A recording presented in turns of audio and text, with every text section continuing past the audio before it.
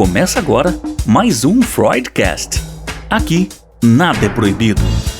Vamos falar de angústia, sexualidade, maternidade, pânico, remédios, síndromes, fetiches e tantos outros assuntos que envolvem nosso inconsciente, só que, desta vez, quem vai sentar no divã são as neuroses e não o paciente. Alerto que nem sempre teremos respostas prontas, mas prometemos que, no mínimo, você vai ser desafiado para olhar a si mesmo e repensar sua vida.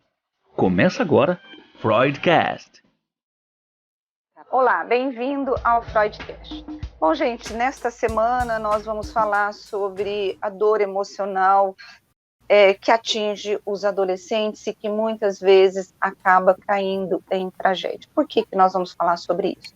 Porque recentemente aqui em Campinas nós tivemos uma adolescente que acabou se suicidando e o caso se tornou público depois que a mãe foi para as redes sociais dizendo que essa criança, havia se suicidado após responder a um desafio pela internet.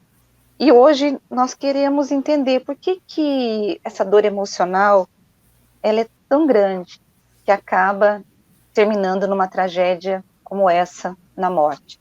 O que são esses desafios tão bárbaros? Eu vou chamar de bárbaros, depois a doutora Andréia pode me responder, que pode levar uma pessoa à morte, e muitas vezes uma pessoa que sequer você conhece a identidade dela, mas que para aquela pessoa, aquele grupo, aquele desafio ali, se torna uma sentença na vida dela. E para responder e conversar e bater, falar sobre essa conversa, bater esse bate-papo, eu convidei a doutora Andréia Morelli. Ela é psiquiatra, psicanalista, membro da Associação Internacional de Psicanálise, a IPA, e mestre em Psicologia Clínica pela PUC São Paulo. Doutora Andréia, bem-vinda ao Freudcast. Obrigada, agradeço muito o convite. Vocês estão me ouvindo bem? Tá? Super bem, tá ótimo, tá ótimo.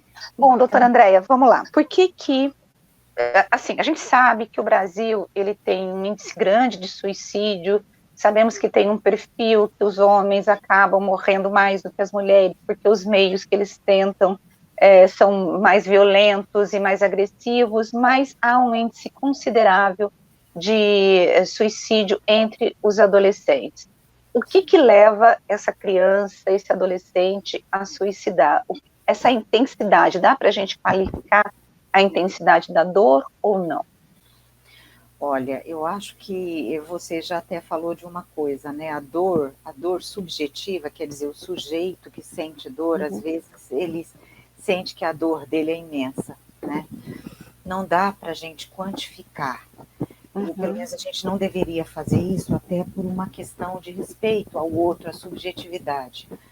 Mas existem situações culturais que favorecem, às vezes, um aumento de dor, um aumento de ansiedade, né? Mas eu queria começar por um outro caminho que eu acho que vai ajudar a gente a pensar um pouquinho, que é a questão seguinte: a gente, às vezes, tem um monte de preconceito em relação a qualquer situação psíquica. A educação, até pouco tempo atrás, talvez, e ainda nos dias de hoje, leva as pessoas a pensar que não existe situação de sofrimento emocional, só quando uma pessoa tem uma doença grave, né?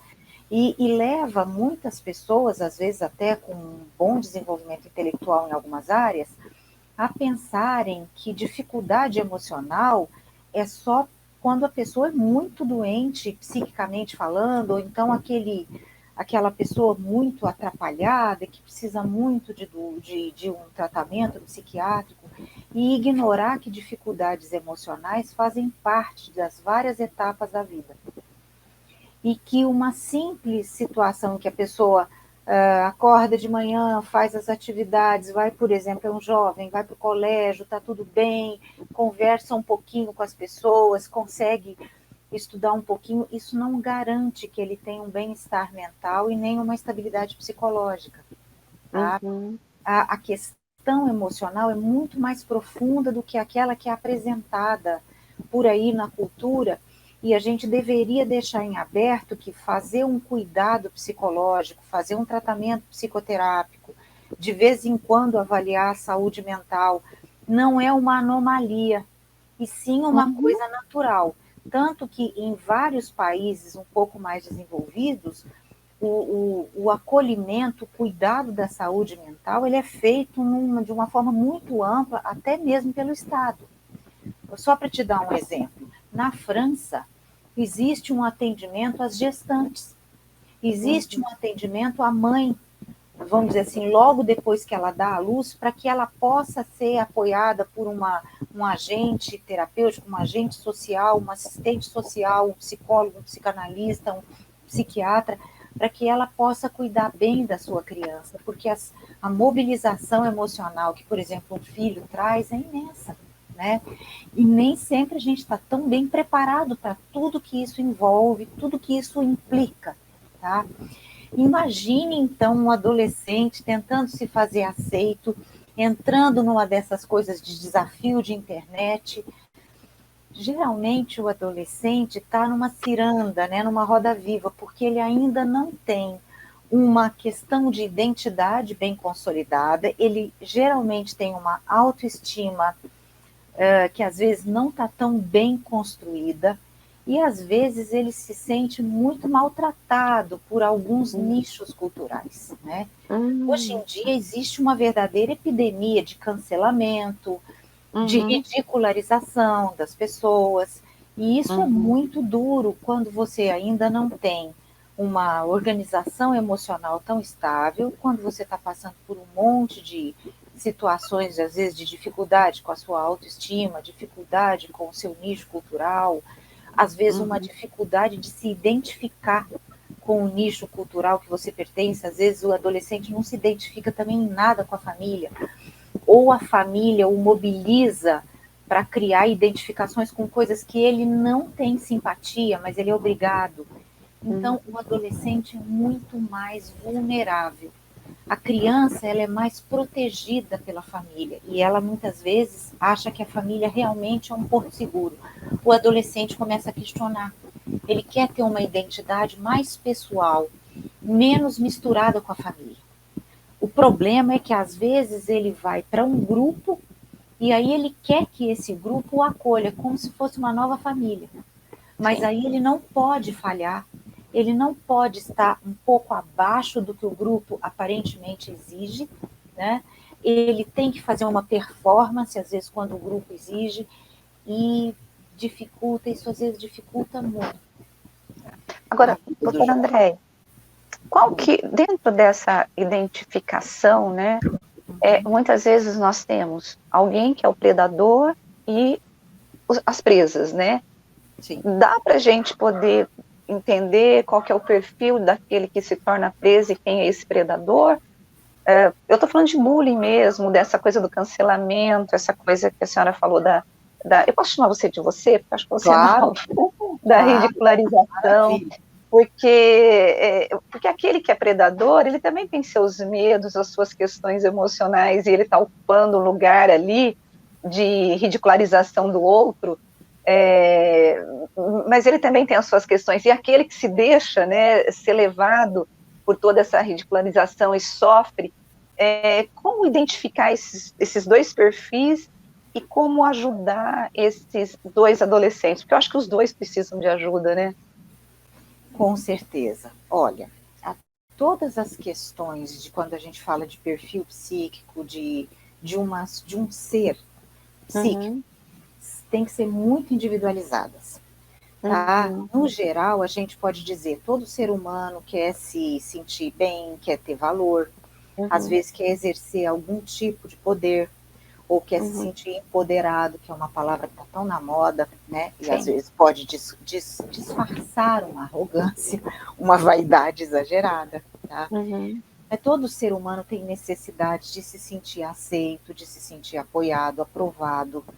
Então, isso aí faz com que algumas pessoas que têm um pouco mais de facilidade de se sentirem poderosas ou de se autovalorizarem, mesmo que às custas de esconder certos defeitos, às vezes essas pessoas exercem uma atração sobre as outras, muito grandes, né?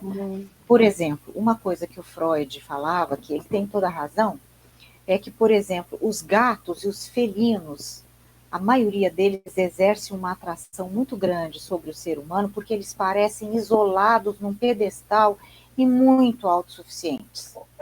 Verdade. Muito vaidosos, muito gostosos. E o gato, ele é o dono da casa, ele cuida do interesse dele, né? Ele se deixa amar.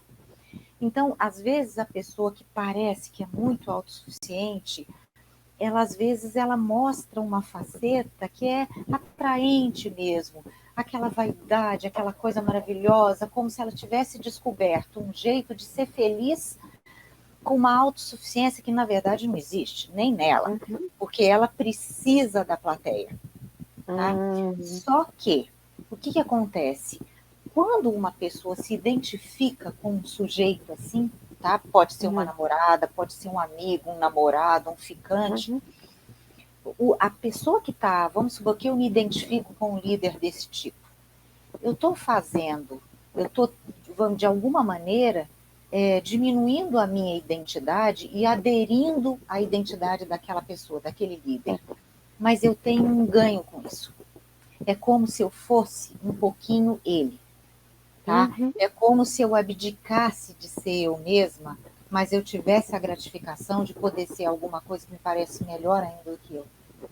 Tá? Agora, isso aí é um perigo, porque pode levar a um sacrifício do próprio eu.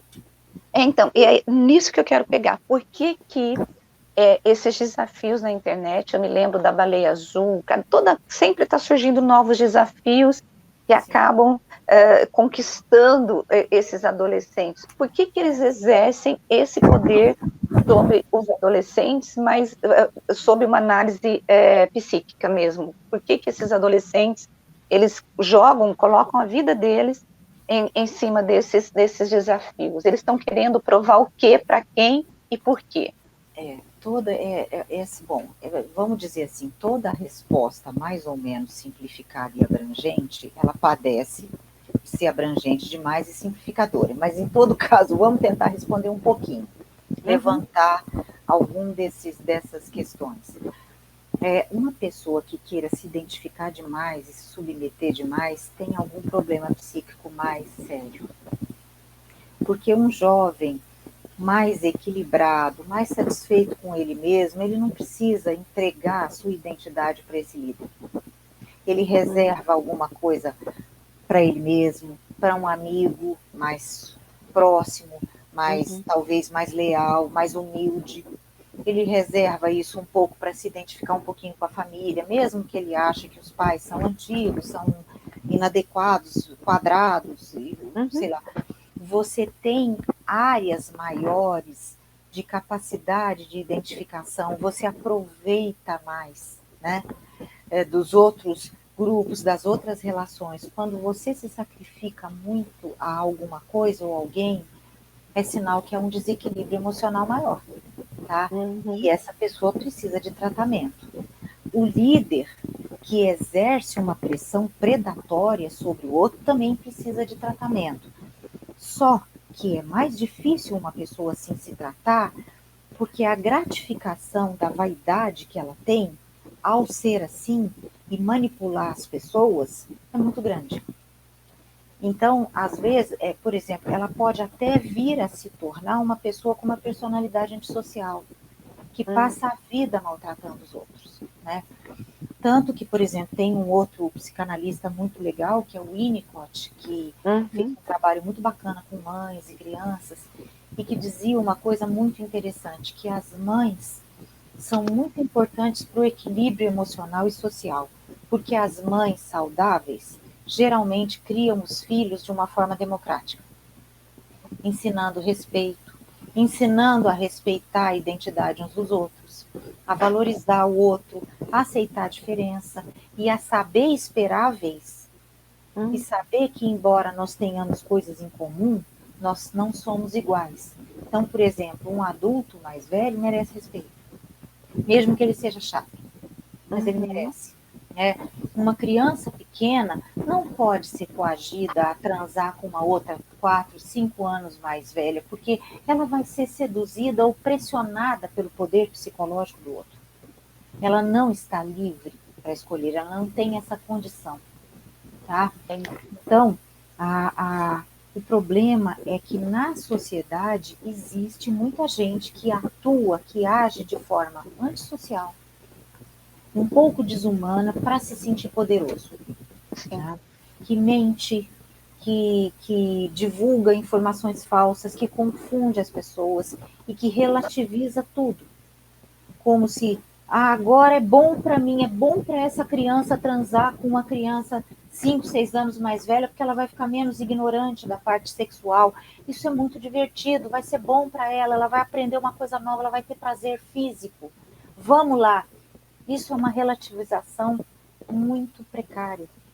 E o que acontece? Hoje em dia, cada um que vai para a internet se acha dono de várias verdades e procura seguidores.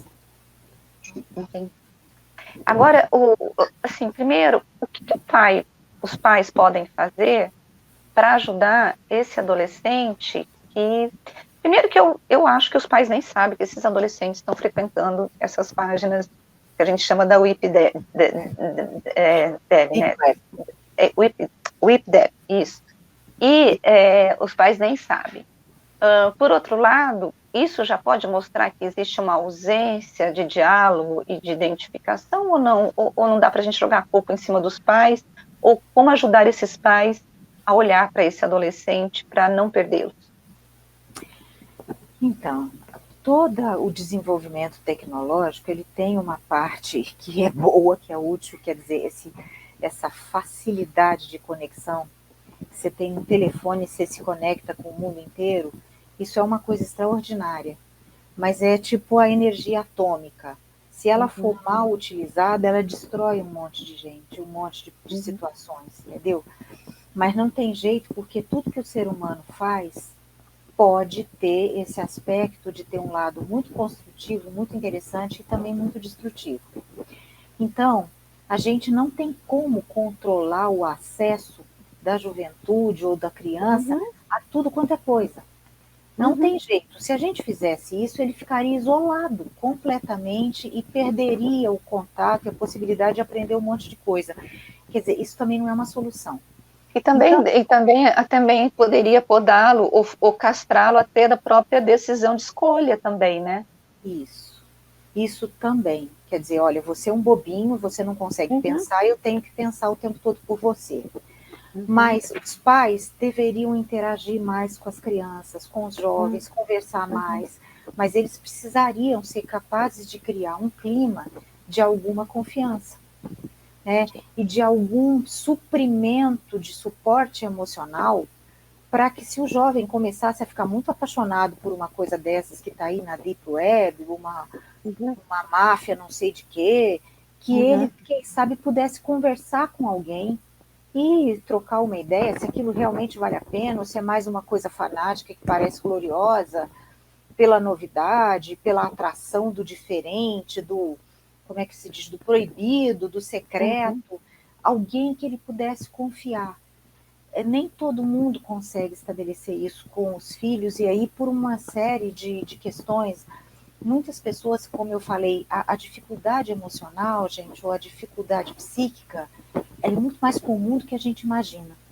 E tem situações específicas que as pessoas podem começar a ter uma dificuldade psíquica e até então elas não tinham, porque elas não tinham se deparado com aquele tipo de experiência, né? Então, você criar um filho até 10 anos é uma coisa.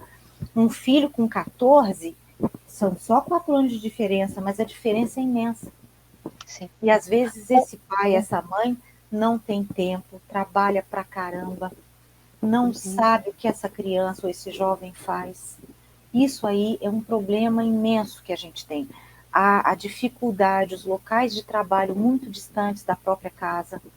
Às vezes a pessoa sai às 5 da manhã e volta às 8 da noite. É difícil, né? A gente tem enfrentado situações, desafios da cultura, da sociedade, que tornam esse cuidado, esse diálogo dos pais com os filhos cada vez mais complicado. A senhora acha que... Pode terminar, não, pode terminar. Não, Pode e uma terminar. outra coisa, gente, é que às vezes, para o bem e para o mal, né? Liberdade sexual é uma coisa muito legal, mas também contribui para que muitas pessoas tenham filhos em momentos em que não era o mais, vamos dizer assim, o mais cabível, em que a pessoa não tinha um perfil emocional adequado para exercer maternidade e paternidade. Então, ela tem que carregar, às vezes, um excesso de funções que ela não tem preparo e ela não dá conta sozinha. Tá? Agora, então, a gente tem que enfrentar uma população também que vai para a maternidade, para a paternidade, sem qualquer condição para isso. E sem apoio social que possa dar conta. Porque antes a pessoa podia casar com 16 anos, mas tinha a avó, a tia, a vizinha, uma rede social de apoio que cuidava. Mesmo que a mãe parecesse uma criança, que só brincava de boneca ou de carrinho com as crianças. Entendeu? Agora isso não existe mais. a senhora acha que as famílias acabam assim, valorizando demais a primeira infância das crianças? Estou falando de forma geral, eu sei que é muito difícil, porque a gente precisa entender a subjetividade de cada indivíduo, né? Mas, de forma geral, o que eu tenho observado, o que a gente observa, é que os pais acabam cuidando das crianças na primeira infância, cuidam muito bem, e quando eles começam a ter autonomia, eles meio que abandonam, e que aí vai cair nisso que a senhora falou, são 4 anos de diferença, uma criança de 14 anos de uma de 10, elas são completamente diferentes, são só 4 anos, mas é um outro universo, é uma outra realidade, são novos amigos, ela está buscando identidade, ela está se distanciando da história de se distanciar daquele núcleo familiar para poder criar identidade de grupo. A senhora acha que os pais, qual seria a orientação até para a escola, né, ou para os pais, para poder olhar esse adolescente, na verdade, qual é o olhar que a escola e os pais devem ter para esse adolescente, para que ele não se sinta abandonado, ou de repente ele vem cuidado, e quando ele começa a engrossar a voz, começa a ter uns pelos, começa a sair seio, começa a ter um formato, assim, de homem, de mulher, começar adulto, os pais falam, pronto, ficou adulto, eu posso deixá-los, a Deus dará. Olha, o olhar de amor e de responsabilidade deveria permear qualquer relação humana em que existe intimidade, em que existe algum grau de compromisso. Mas essa responsabilidade precisa ser compreendida, né?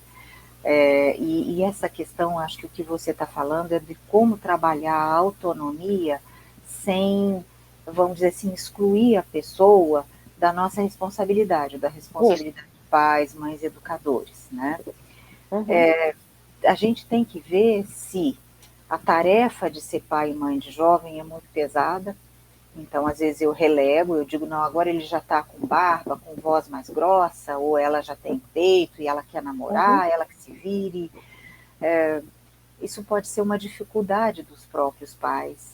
Isso também pode ser uma dificuldade criada pelo jovem, que às vezes, para se sentir independente e crescido, exige e impõe um afastamento que os pais não sabem como quebrar, entendeu? Como entrar naquilo. Precisa continuar conversando e ter um olhar de paciência, de questionamento, de interrogação, mas tentando não criar nada muito agressivo, né? Porque às vezes as pessoas entendem que ser firme é ser agressivo, né? Por outro lado, a gente ser compreensivo e amoroso não é você tratar o seu filho de adolescente como se ele fosse ainda um bebê, ou como se ele fizesse fosse aceitável por conta da adolescência, da rebeldia natural da adolescência, entendeu? É preciso muita conversa, e de novo, às vezes esses pais precisam de orientação profissional, precisam os professores também, né? Porque o que acontece? Às vezes a rebeldia, e sob esse guarda-chuva aí da adolescência, às vezes o aluno vai para a escola com uma gilete, e quando ele vê a nota dele ruim, ele ameaça o professor. Ou ele diz que ele sabe que o professor tem um filho que estuda na série tal e que o professor vai ver. Quer dizer, existe, infelizmente, uma dificuldade de respeitar limite em vários níveis, de respeitar o outro em vários níveis. E isso, infelizmente, não é só uma questão da dificuldade dos pais. Isso está, infelizmente, na nossa cultura. Nós que o digamos, nos últimos tempos a gente tem visto isso, né? Tá assim, uma situação bem complicada no Brasil, né? As pessoas não conseguem mais respeitar, né, o outro, né? E as autoridades, às vezes as autoridades que se encontram em funções, às vezes de dirigir o governo, o país, às vezes são cínicas, são sarcásticas, esnobam. Quer dizer, a gente tem tanto exemplo de coisas inadequadas e de que às vezes o espertalhão é que vence. Então, isso aí é muito difícil. Agora, doutora, eu comecei falando sobre a questão do suicídio, né? Quando há o suicídio de uma adolescente dentro de uma escola, eu me lembro que quando eu comecei a minha vida como jornalista, a orientação que nós tínhamos era de não publicar nenhuma matéria sobre uma pessoa que havia se suicidado, porque havia um entendimento de que você poderia incentivar outras pessoas a se suicidarem. Depois, isso foi mudando no sentido de que é preciso conversarmos sobre, falarmos sobre o suicídio, até para poder alertar a população e as pessoas de que pessoas estão sofrendo, o número de suicídio é muito alto. Quando isso acontece dentro de uma escola, e principalmente onde tem muitos adolescentes, eles trabalham, tem essa questão identitária que é muito forte, como que a escola lida com isso, como os pais lidam, e como tentar desamarrar esse nó que há? Olha, gente, o silêncio não é uma boa escolha. Se você tem um problema na sua casa, você tem que conversar sobre ele. Se você tem um problema na sua escola, você tem que propor algum canal de comunicação para conversar sobre aquilo. Não é em todo lugar, não é em qualquer contexto. Mas, por exemplo, a escola pode chamar um psicólogo, um psicoterapeuta, um psiquiatra, para conversar com os alunos, para conversar com os professores, para fazer uma orientação, ou para fazer uma série de encontros, para conversar sobre a dor emocional, sobre como se pode encontrar ajuda quando existe dor emocional, né? Uma coisa que eu acho que seria fundamental é incluir gente da saúde mental nas escolas. Eu também acho. Você conta nos dedos, e às vezes, por exemplo, tem um psicólogo, só que quantos alunos tem no colégio? 580. Tem não dá um conta, psicólogo. Né? É óbvio que não dá, né? Mas tem. Você vai na rede pública, conta nos dedos a quantidade de psicólogo e psiquiatra que tem. Né? É muito menor do que a necessidade, muitíssimo menor, entendeu? Muito, muito, muito. Então, assim, a gente precisa ter mais gente e é preciso conversar, sim, só que não de qualquer maneira, não falando de uma forma banal, né? Agora, o problema é que justamente a falta de conversa adequada propicia que saiam informações enviesadas, atrapalhadas e sensacionalistas. Porque às vezes não tem nenhuma coisa interessante, nenhuma notícia adequada para se contrapor aquilo, né? E hoje em dia não dá mais para você fazer segredo de um monte de coisa, porque justamente a facilidade de comunicação é imensa. Então, não tem jeito, né? Então, vamos dizer assim, a gente tem que aprender a lidar com isso de uma outra maneira. Agora, se a gente está com medo de que isso se torne uma onda, né, de suicídios, etc. e tal, vamos conversar a respeito. Por que é que a gente acha que os jovens querem se suicidar? Por que que eles não querem continuar vivendo? Por que que eles veem um futuro tão ruim? Que mundo ou que país é esse? Que o jovem tem medo de ficar mais velho porque ele acha o país horrível ou ele quer mudar do Brasil? Você já viu a quantidade de jovem que não quer ficar no Brasil? Sim. É um absurdo. Todo dia eu vejo alguém me contar que não sei quem foi morar na Holanda, na Irlanda, em Portugal, no Canadá, não sei aonde. O que será que está acontecendo que a nossa juventude desconfia do nosso país? Entendeu? Não acha que tem futuro aqui. O que está acontecendo? A gente precisa Tem que trabalhar essas coisas. Muito. Você acha, assim, para a gente poder terminar, você acha que diante desse teu questionamento, né, da gente poder conversar e tentar entender esse sentimento de desamparo, para mim, eu acho que é um sentimento de desamparo, em que esse jovem não se vê amparado pelo seu país ou pela sua família, pela sua escola, ele precisa buscar uma saída para esse desamparo. Como que a senhora, para a gente poder terminar, a senhora vê um caminho aí para um olhar, ou o que fazer para poder ajudar esse adolescente? Qual seria o caminho nosso? Olha, eu acho que divulgar que a saúde mental precisa ter importância, que precisa ter lugar, que o tratamento emocional, psicoterápico é uma coisa saudável e não uma vergonha. Que a gente pode, às vezes, compreender muito mais o que a gente deseja, o que a gente quer, o que a gente pode ser, se a gente se compreender melhor, né? Olhar para essas dificuldades emocionais com menos preconceito, né?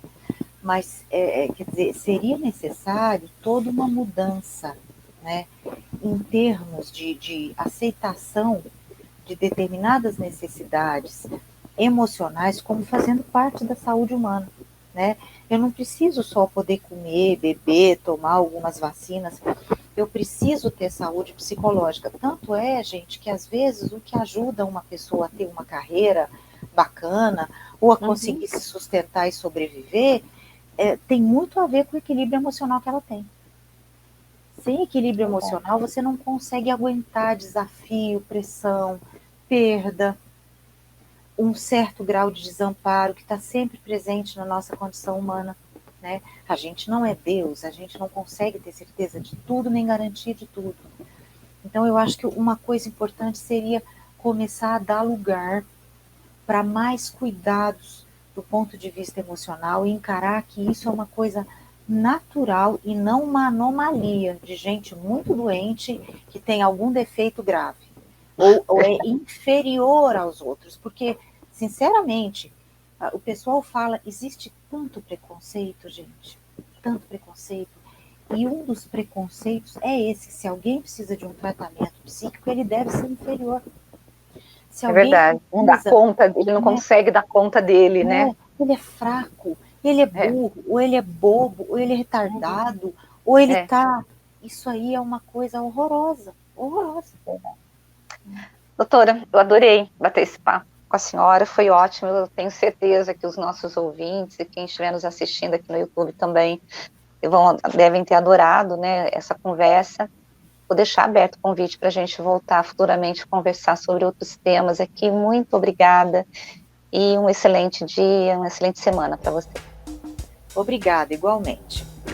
Até a próxima. Bom, até a próxima. Tchau, gente. Beijo.